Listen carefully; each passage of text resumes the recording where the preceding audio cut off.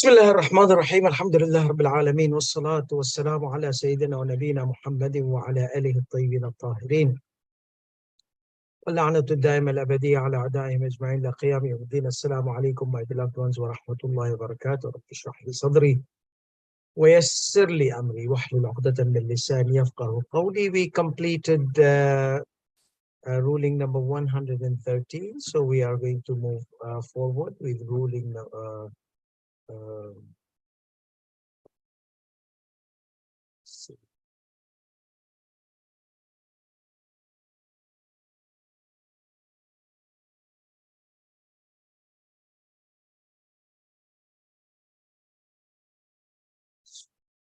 113.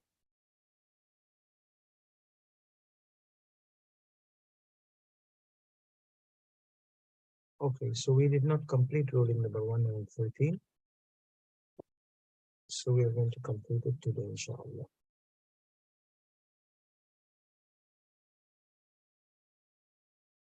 So basically, ruling number 113 was الظاهر أن حال النائب حال من حج عن نفسه فيما طرأ عن العجز.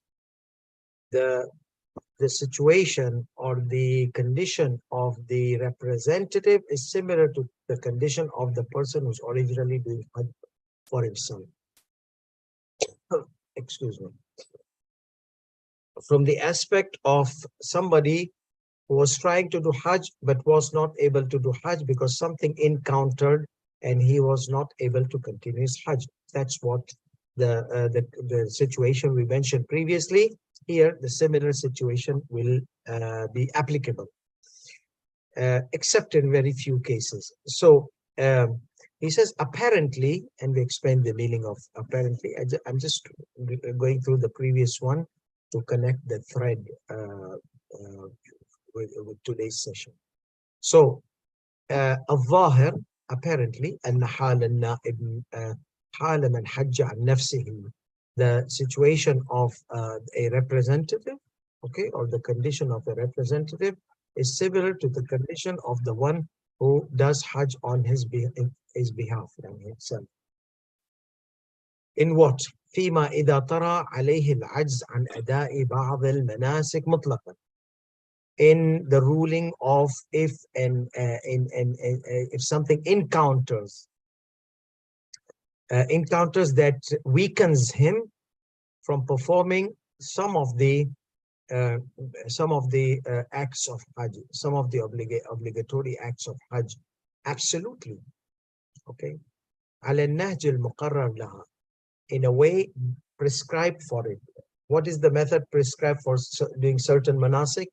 You're not able to do. You're not able to do the tawaf around the Kaaba the way it is supposed to be performed.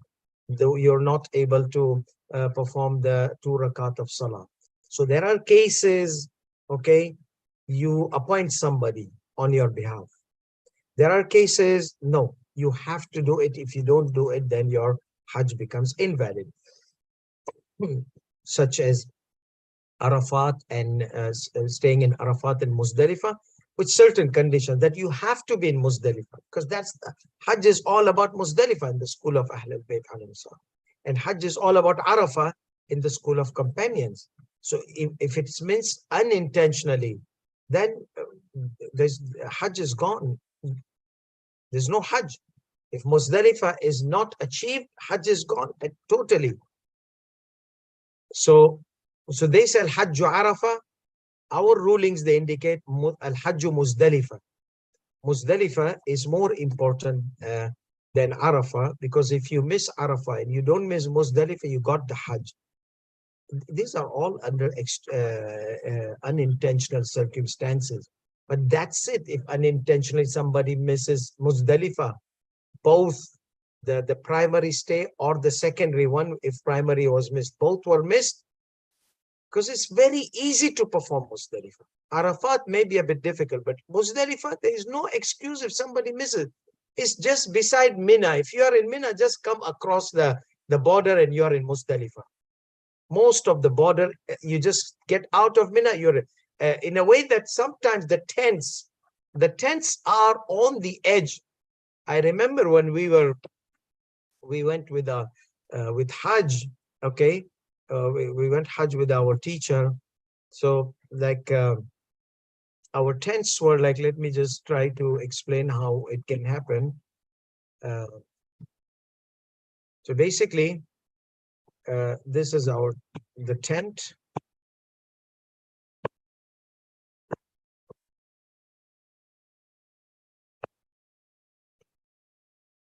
Okay. And the borderline of Muzdalifah and Mina was just a crossing here. So we were like relaxing here and sitting and chilling and chit-chatting and all the thing. You see, that was in Mina. That was in Mina. So we were relaxing here in this area. So our teacher came at night because we have to be in Mina, eve of 11th, eve of 12th. So what are you guys doing here? We're just sitting. I said, no, move this side. So why? Why should we move that side? We don't see any scorpions or snakes. Just move this side, otherwise you'll have a problem with your Hajj. Why? Then he told us, come out. He came out. There was this line, there was this mark on the like the light poles. They have this big mark, border of Mina. So we were out of border of Mina. And on the other side, which was written end of border of Muzdalifah. So we just moved just this side. So I'm telling you, if you are in Mina, there's no excuse for you to come back to Muzdalifah. No excuse at all. Yes, Arafat is far away, a bit like 10, 15 kilometers from Mina. So let's say in case of the Hajj days were 2 days or something like that, and you want to do the Hajj on the specific day, like the way say the Sistani prescribes on the basis of obligatory proportion. We are going to take this in Manasik al-Hajj. So what you will do if you want to really be next day, which is the real Eid day, you can just come this side, make your intention, spend like few hours here, and then come back to Mina, finish, and then you'll sacrifice the day of Eid sacrifices. So this is something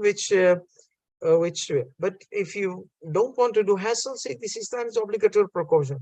Refer to someone else who says Hajj on unity, even if it is not day of Arafah, your Hajj is okay.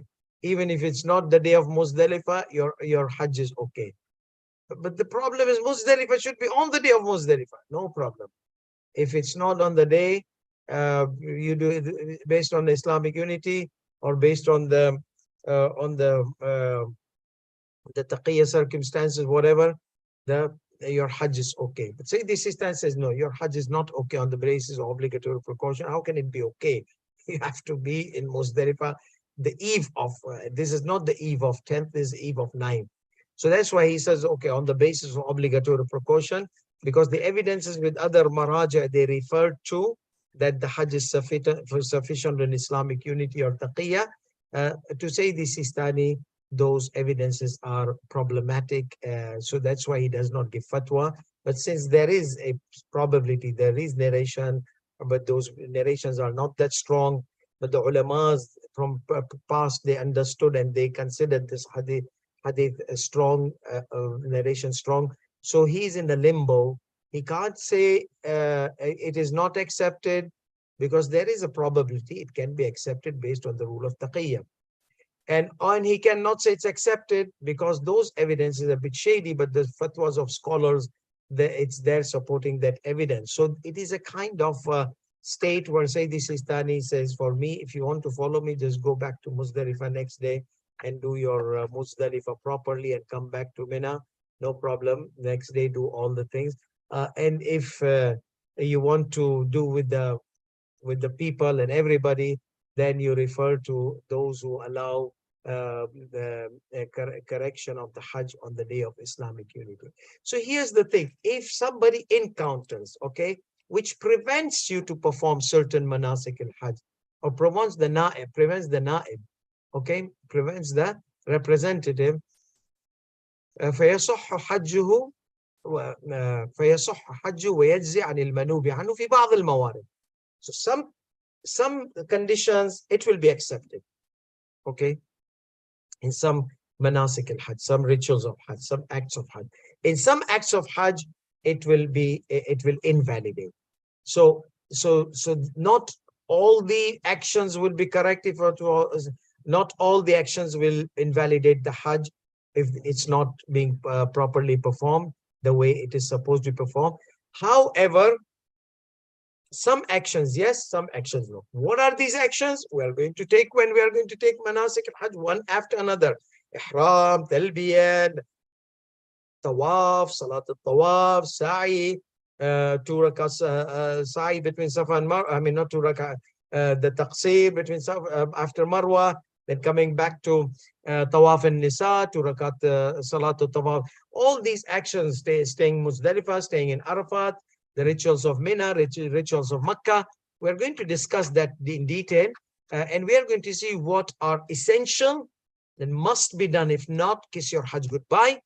What are non-essential in a way that if you don't perform it unintentionally, there's a room to fix your Hajj by paying penalty or by doing it later on, qada or whatsoever. And there are certain things, if you are not able to do, there's nothing on it in a certain action. So there are three types of things. First, essential must be done, not done, kiss your Hajj goodbye. The second one, they are obligatory parts of Hajj, but they are not interlinked with the essentiality of the Hajj. That means if you don't do it, your Hajj is okay, but you are stuck somewhere, you need to do it later on. So there is qada permissibility, or doing later on, or sending someone else to do on your behalf, niyaba. And there are third thing, if missed unintentionally, there is nothing there, so the Hajj will be okay. So those three things which are applied for a normal person, the person who's performing Hajj for himself, are applied here also, who's performing Hajj on behalf of someone else. So مثلا, he says, for example, إذا طرأ عليه العجز عن الوقوف الاختياري بعرفات, if something encounters him, any kind of weakness encounters him, for him to stay the primary optional stay of Arafat. He can't stay in Arafat. Something happened, some problem happened. He got lost the way. Instead of going this way, that way, he took the route of Medina al-Munawwara. He thought that that's shortcut. You know, many times we try to have shortcuts, becomes longest. So therefore, and it happens because there are people, they walk.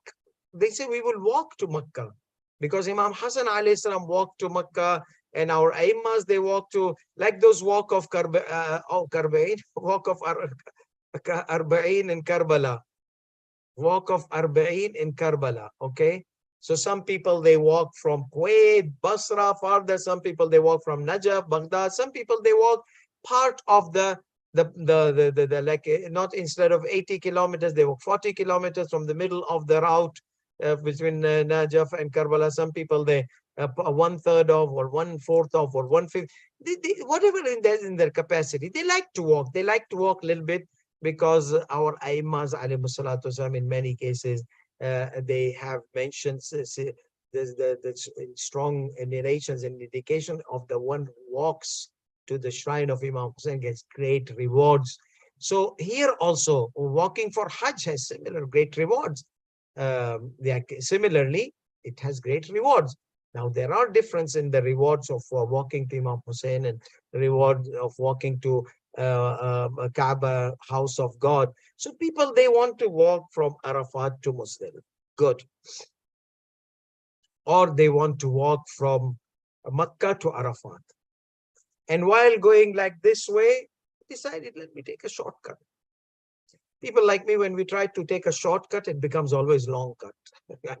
It becomes like a mazy situation. Oh, I thought here, I thought here, I thought it. I would have taken shortcut. It would have been the shortest. So here he went other side, and he went other way. He did the tawaf around Makkah, not Kaaba, and until he arrives Arafat, whoopsie daisy, the sun set. The primary stay is gone. So now what will he do? No problem. There's a secondary stay. Okay, if you miss Arafat, primary stay unintentionally, you have a second. So he says that اجتزأ بالوقوف الاضطراري. If the primary was missed, what is وقوف الاضطراري? A small portion of night. okay, in Arafat after sunset, just وَصَحَّ حَجُّهُ. But what if the wuquf al-ittirari was missed? He did not arrive except the next day in Mina. We will tell him, go back to Muzdalifah, because you need to get Muzdalifah. If you don't get Muzdalifah, now this Arafat is missed unintentionally. So now go and do Muzdalifah. So if he does Muzdalifah, his Hajj is correct. That's why he said in the school of Ahlul Bayt, Al-Hajju Muzdalifah. Okay? وَصَحَّ حَجُّهُ. So if he does not stay in Arafat primary, if he stays secondary part of the night, his Hajj will be correct. وَتُفْرَغْ ذِمَّةُ الْمَنُوبِ عَنْهُ. And the one who has been represented, his responsibility will be relieved. بخلاف ما لو عجز عن الوقوفين جميعا. Unlike if he missed both of the stays, the stay in Arafat and the stay of Muzdalifah totally, no primary, no secondary at all, فإنه يبطل حجه. In this case, حجه. In this case, his Hajj will become invalid. The missing this will invalidate the Hajj. So he gave two examples. One example, if main primary stay in Arafat was missed, secondary stay, no problem. Hajj is correct. But he missed, yes, but he got the secondary. But if someone missed both stays, Arafat and Muzdalifah, and both primary and secondary, so this person's Hajj is invalid, and it will not be sufficient for the one whom he is representing. They need to send another representative or another representation, or this representative, he needs to repeat the Hajj on behalf of the representator. Okay. ولا يجوز استئجار من يعلم مسبقا عجزه عن أداء العمل الاختياري مطلقا على الأحوط وجوبا. Now, what about if I know that this guy is very hyperbolic? He wants to walk and he wants to take a long route to Arafat, and we know that this guy will miss his optional stays of Arafat and so on. أداء العمل الاختياري مطلقا, be it Arafat, be it Muzdalifah, he cannot, because he says optional. Why? Because the primary, because there is the secondary, okay? Primary stay and secondary. So primary act, secondary. If you cannot do tawaf, that's primarily. Then appoint someone to do tawaf on your behalf. So if I know that someone cannot do the acts which are essential primarily, okay, primary acts, he might be able to do the secondary, but primarily, voluntarily, he cannot do certain acts. أداء العمل ولا يجوز استئجار من يعلم مسبقا عجزه عن أداء العمل الاختياري. And it is not permissible to hire someone which is or someone about him which is known, someone who is known that he would not be able to perform the rituals optionally. Any rituals of Hajj, obligatory, obviously. على الأحوط وجوبا, on the obligatory precaution. Okay, so we cannot. What about if somebody says, I don't want money, I will just go voluntarily? What about that person? That looks like a noble guy, he doesn't want to make business out of Hajj. Okay. بل لو تبرع وناب عن غيره يشكل الاكتفاء بعمله. This person who is a bit hyperbolic, you know that he would miss some acts. Optionally, he would miss some acts. Absolutely. Then even that person, yushkal, ishkal means obligatory precaution. It's problematic. بل لو تبرع وناب. So if someone optionally goes and says, I'm going to be representative, I'm going to be representative, optionally, he said, optionally, I'm going to be representative. بل لو تبرع وناب عن غيره, and he would represent someone else, it is problematic to depend on his acts or on his performance. Okay, it is problematic. What does that mean? That means if you want to consider that person sufficient, refer to some other marja. For me, obligatory precaution, no, you cannot rely. So it is problematic to rely on the performance of this person on behalf of someone else, obviously. Naam, la ba's. So this is the two things: wajibat of Hajj and muharramat of Hajj, the do's and don'ts. So if someone cannot do the do's, the obligations of Hajj, we said it's problematic to hire or even to allow him to do voluntarily. Okay, do your Hajj on your behalf, but don't volunteer on behalf of our marhum. So he said that if somebody cannot do the do's properly, what about if somebody cannot hold himself from the don'ts, like don't do's, okay, prohibitions? So we have obligations of Hajj, prohibitions, like 25 things. You should not be doing those 25 things in the during the ihram of Hajj, while in the state of ihram, or while in the haram itself. So here, na'am, la ba'sa bisti'jar. He says no problem. If somebody is not going to do the do's, the obligations, no. But if somebody would not be able to hold himself, and you know that he's going to do one of the violations of the Hajj or ihram,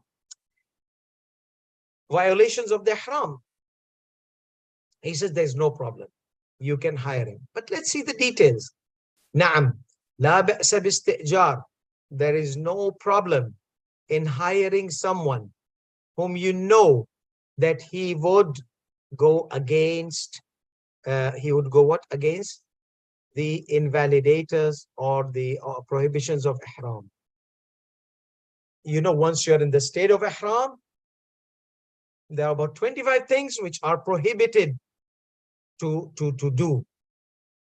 So you know that this guy will do some of those prohibitions, such as using the shaded means of transportation. Like, for example, for the followers of Sayyidi Sistani Damadullah, you cannot travel in shaded vehicles or buses or aeroplanes or whatever in the daytime.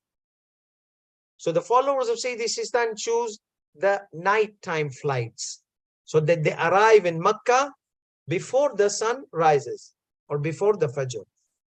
So this is what the followers of Sayyidi Sistani do, Damadullah. The followers of Sayyidi Khoi, day and night is all same. He has a different mas'ala. When we come to tabligh, shading, transportation under the shaded means of transportation, we are going to discuss this. But here, let's take the rule of Sayyidi Sistani. So he was going to use the airline, okay, or use the bus in the daytime, regardless of being out of excuse or without any excuse.